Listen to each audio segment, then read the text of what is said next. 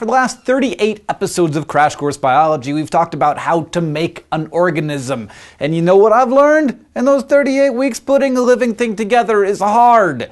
There are molecules that make up organelles that run cells, which come together to form tissues, which make up organs that make up systems. And knowing this stuff is incredibly important because it shows us the ground rules for being a living thing on this particular planet anyway. But still, there's so much more to biology than that. I mean, understanding how an organism goes about its internal business is great, but it doesn't tell us much about its place in our world. For that, we need ecology, the study of the rules of engagement for all of us Earthlings. Ecology seeks to explain why the world looks and acts the way that it does, why the South Pole looks different from the Congo, and why there are mosquitoes all over the place while black rhinos are practically extinct. The short answer to this question is because the world is crammed with things, both animate and not, that have been interacting with each other all the time, every day since life on this planet began. The even shorter answer is that all life and all of these things interacting with each other depend on just two things. Try to guess what they are. In the meantime, get ready because Crash Course Biology is taking its final voyage outside the body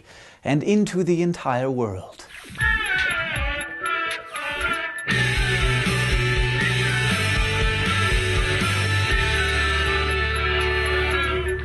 In a way, you could think of all living things, great white sharks, pond scum, potato plants, as molecules that react with each other. Each one of us organisms is pretty piddling in the scheme of things, just like a single oxygen molecule, which we need to make ATP to fuel our bodies, but it can't get much done by itself. But if you get a million oxygen molecules together with some other types of molecules, suddenly they're unleashing a googajillion megawatts of ATP power to animate the bag of meat that is you. The same principle applies to organisms. As you put individual organisms together, they can interact with each other in their environments to create something larger than the sum of its parts. And just as every organism has a hierarchy of biological systems, from molecules to organelles to cells to tissues to organs, so too does Earth have tiers of ecological order. Like when a bunch of members of a species are together in a certain area and they interact pretty often, you've got a population.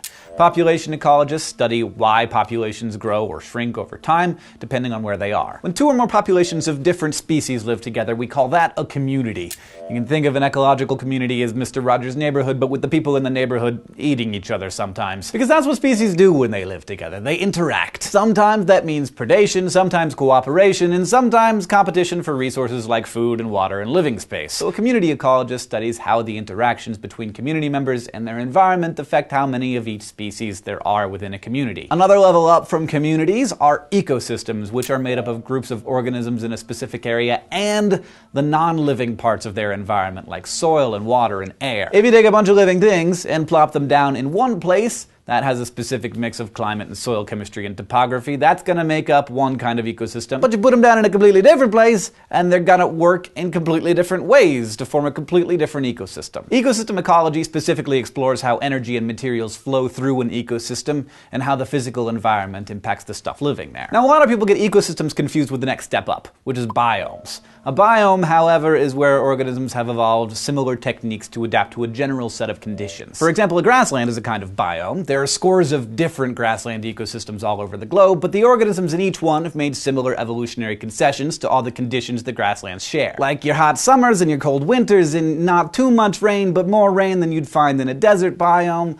Other biomes include tropical rainforest, tundra deserts, and oceans. The only level above the biome is the biosphere, which includes the atmosphere and the whole Earth and everything that gets used by anything that's alive. So why do all of these many levels of ecological activity look the way that they do? Like, why do some organisms like to live in one place but not another? And what makes Earth's various populations, communities, ecosystems, and biomes different from each other? Well, factors that determine what a place is going to look like fall into two different categories: biotic, or living, and abiotic, not living. Biotic factors include stuff like predators, as well as animals or plants that provide either competition or some benefit, like food or shelter. Abiotic factors, on the other hand, include temperature, moisture, sunlight, elevation, elements that have nothing to do with organisms in the ecosystem, but which influence them just as much as other living things do. Now, from these two categories, the most influential factors are the ones that living things are most particular about. That is, the things that they need most, but only at certain levels. And these preferences all come down to chemistry. For example, almost all chemical reactions that happen inside living things are governed by enzymes. They're the catalysts for pretty much all the action going on inside you, and these enzymes are most effective within a set of temperatures.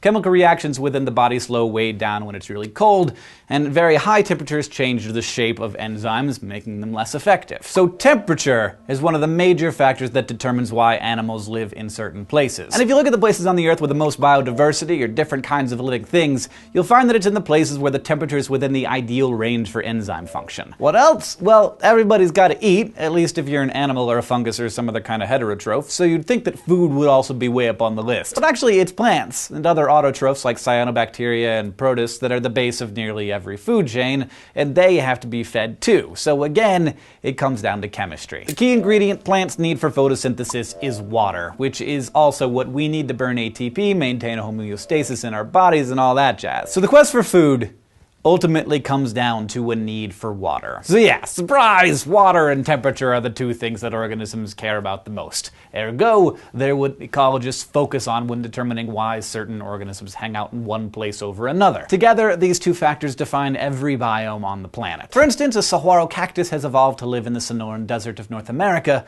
which is super hot and gets very little precipitation. So the Sonoran Desert is full of animals and plants that can, just like the saguaro, take the heat and also the extreme face-crumbling dryness. But if you put these animals in the Amazon rainforest, even though it's hot enough for them, it's just too wet. So yeah, the things that live in a biome are ultimately determined by how much water is there and the temperature. And in turn, these inhabitants determine how the biome looks, called its physiognomy. So now we are going to take a look at all the different types of biomes out there. There are the places on the planet that get lots and lots of rain, around 300 centimeters a year, and are pretty warm, around 25 to 30 degrees C on average, which is Speedo wear and weather as far as I'm concerned. These biomes are the tropical rainforests, which generally hug the equator and have unbelievably high biodiversity because everybody's wanting to get a piece of that sweet tropical action. And then on the complete opposite side of that scale, we have the tundra, most of which is above the Arctic Circle in Antarctica or way up at the top of some mountains. Tundra gets little precipitation and some well below zero temperatures. And what lives there? Not much. A couple of mosses and liverworts, maybe a few species of grasses, some birds, and a handful of mammals. The same goes for the desert biome, where there's very little rainfall and very high temperatures. Like the tundra, without much water, there can't be very many large plants, and where there aren't a lot of plants, there aren't a lot of other organisms, even when temperatures are close to what makes living things happiest. Between these three extremes, we've got biomes that require more or less water combined with highish or lowish temperatures. These are your moderate or temperate biomes, and they include temperate grasslands, like you find in the North American prairie, or temperate deciduous forest found over much of Europe and North America, and taigas or coniferous forests found across Canada, much of northern Russia and Scandinavia. So if all these biomes in the middle experience pretty moderate temperatures most of the time, the availability of water must be what makes them different from each other. Some of these biomes have a lot of trees, and as we know, trees need a lot of water. So if you find yourself in a temperate forest, it's pretty safe bet that that particular ecosystem gets a fair amount of precipitation. And if the Carboniferous forest taught us anything, it's that having a bunch of trees around changes the landscape, the climate, and even the geology of a biome. If you don't have a lot of trees in a biome, it means you probably don't get enough rainfall for their liking, and without trees, more sunlight reaches the ground and gets to grasses and other small plants, leading to more of a temperate grassland ecosystem. And where you get grass, you get animals like bison and pronghorn and other ungulates whose digestive systems are big fermentation vats that process cellulose all day long. And then when you got ungulates, you also get predators. All these animals are way different than what you'd find in a temperate forest.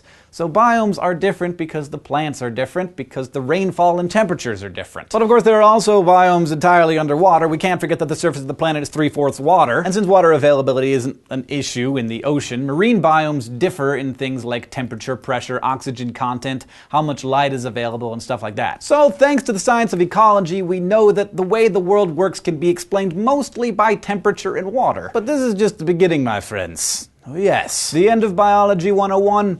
Maybe. And we'll always have that time that we spent learning and loving, won't we? But there's so much more to find out together. How do living things affect the climate, the chemical makeup of the atmosphere, even the geology of our planet? How do they affect each other? And maybe more importantly, how are we humans affecting all of these things? And what can we do differently to ensure that we all get to keep existing? Join me as we get to know our planet on a whole new level starting next week. Thanks for watching this final episode of Crash Course Biology, and if you've been with us the whole time, thank you for participating and learning with us here at Crash Course. And of course, thank you to all the people who helped write these episodes, who helped do these awesome animations, to the people who filmed and edited them. It really is a team effort here at Crash Course. If you want to review anything that we talked about in this episode, there's a table of contents over there. And if you have any questions, we're on Facebook and Twitter, and of course, in the comments below.